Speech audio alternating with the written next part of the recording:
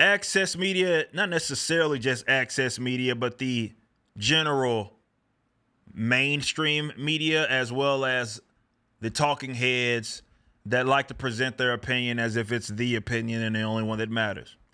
I have a very tone deaf, not a proper term, but oblivious, maybe a little bit, of an article that we're going to read here from Inverse by Livy Scott. That was yesterday. And this is the title. Check this out. The Acolyte isn't ruining Star Wars. You are. And I will never understand the angle that people take where everything is going after you're going after the fans. I don't understand it.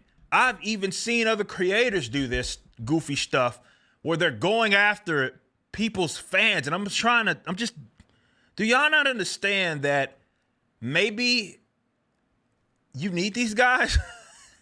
Maybe if, you have fans, they buy your stuff, it allows you to live out your dreams and create. Why are you going after the people that's actually into it? That just doesn't make sense to me. And I did a post, before I start reading this, I did a post not too long ago discussing this. A core tenet of nerd culture stuff has been arguing, voicing your opinions, but it was always out of love. It's one thing to not be into something and you're down talking it top to bottom, not to care about it or anything. But it's another to come from the perspective of an actual fan of that universe, like a Star Wars, right? To go after them, though, is silly. Let's read this. No one hates Star Wars more than those who claim to be Star Wars fans. Sure, the past few years have given the fandom plenty to critique. The sequel splintered the fan base beyond recognition. Lucasfilm's effort to expand the galaxy on the small screen have been mixed at best, and in some cases, criticism is inevitable. Not everyone will find something to like in the franchise's recent output. I don't think anybody's anticipating that. I do think let's continue on. At a certain point, though, the discourse reaches a fever pitch, and even Lucasfilm's most promising projects get swept up in the drama. The Acolyte is not the first Star Wars project to face the brunt of fan backlash. It's the fans.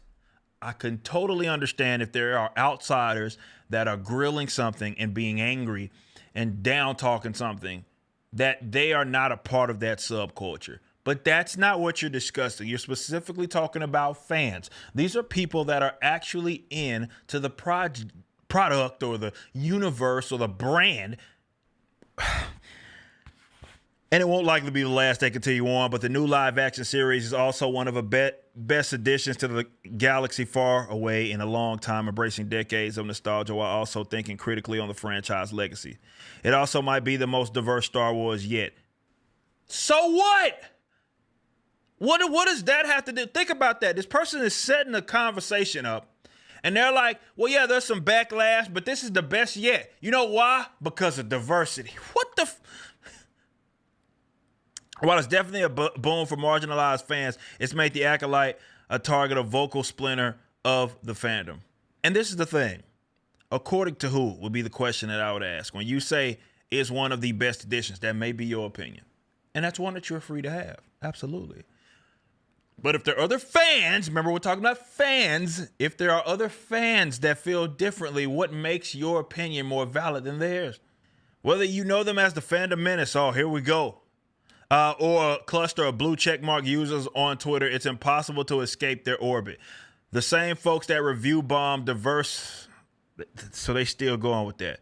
Diverse swings like Marvel's Eternals and the Lord of the Rings prequel, Rings of Power, have now set their sights on the Acolyte to hear them tell it. The series is the worst thing that has ever happened to Star Wars, and its showrunner, Leslie Headland, is just as fiendish as Lucasfilm president Kathleen Kennedy. I mean, to them, the Acolyte's woke agenda is something to be feared. It's ruining Star Wars. It's poisoning pop culture itself. It needs to be stopped by any means necessary. Well, the poisoning of pop culture, I think, yeah, even normies are starting to agree with that. For sure. We realize how ridiculous it sounds, right? God, I hope so. No, not really. But if not, let's try this. The Acolyte is not actually ruining Star Wars, but the bigoted backlash is definitely ruining the fun for everybody.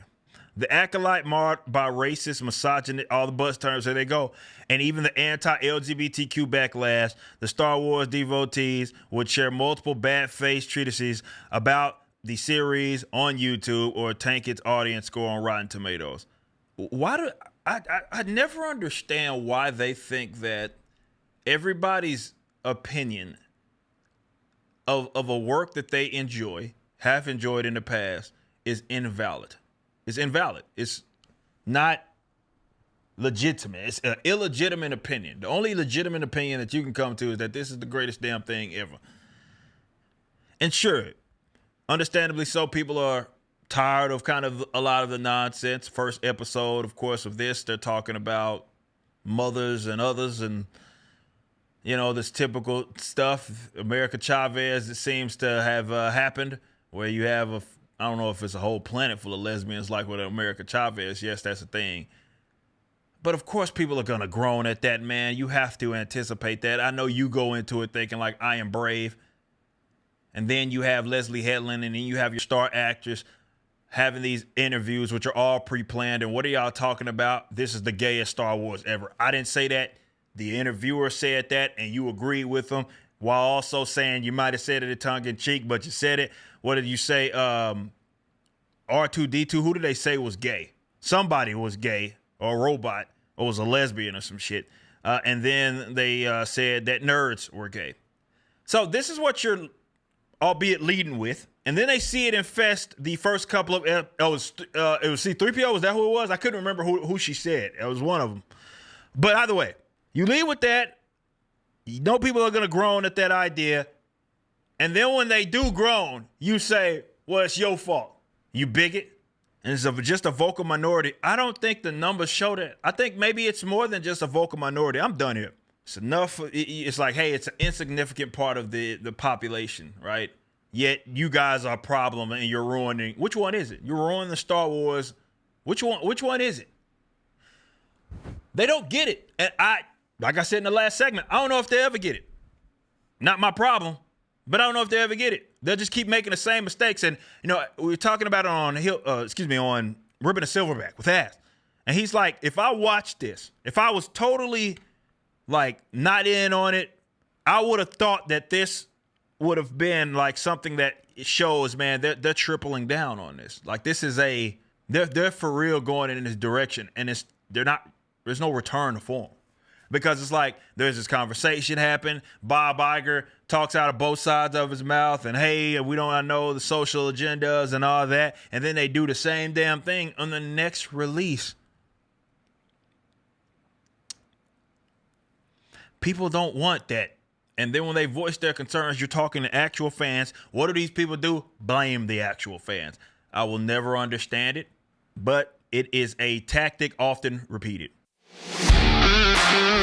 Thanks for watching. Be sure to head over to Rippaverse.com to check out our comic book company. We have books, plenty of merchandise, and even some glorious animations from Rippaverse Studios.